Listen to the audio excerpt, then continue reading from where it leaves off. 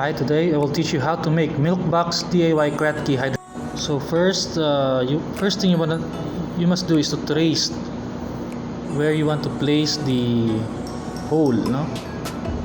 Yan. Approximately 3 centimeters or 30 centimeters. Then you cut it using your cutter. So be careful na you won't damage the box. The first one, so after you cut, you measure kung tama ba. Then you also do the same doon sa second hole. Yeah, so yan. Okay, before you proceed, you try to wipe those excess water. So hinugasan ko siya to ensure that there's no milk residue na naiwan dun sa loob. Yan, so make sure that tuyo po yung surface natin. Be sure that it's dry because lalagyan natin siya ng masking tape afterwards. So here, we try both basket kung fix ba siya. Then the next thing we'll do, lalagyan natin siya ng masking tape to ensure na hindi masisira yung carton because we have cut, nasobrahan yung cut ko, so I'm fixing a masking tape dun sa top and also to secure tightly yung basket na ilalagay natin. So let's just cut the excess.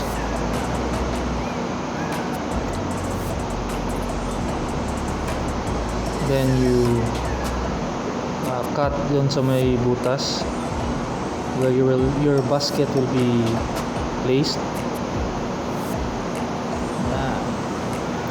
Butasan lang natin siya to para maging mahigpit na rin yung paglagay natin ng basket.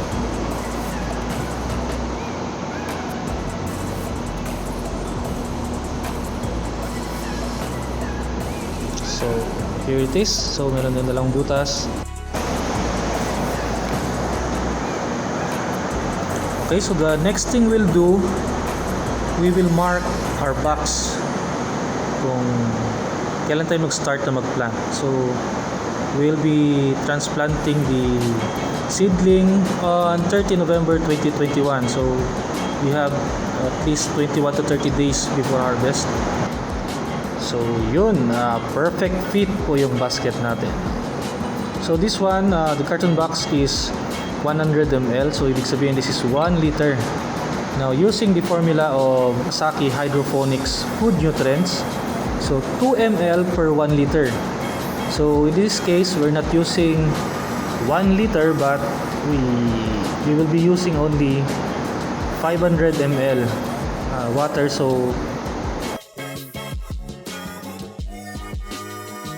1 ml for 500 ml water. So yan, that's the solution A.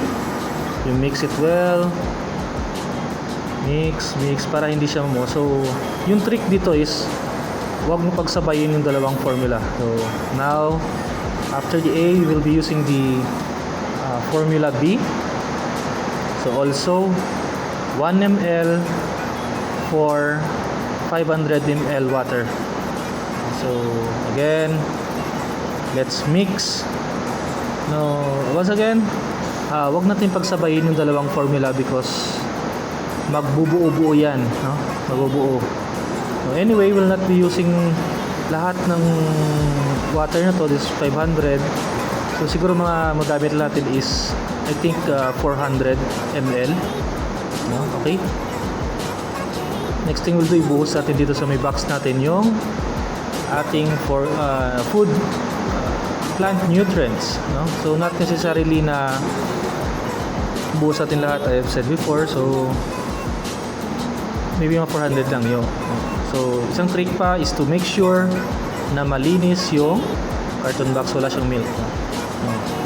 Ito na, nalagyan ko na siya ng 400 ml na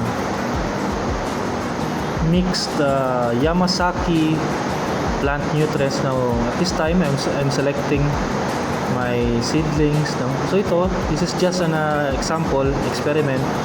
So much better pagka yung ilagay mo na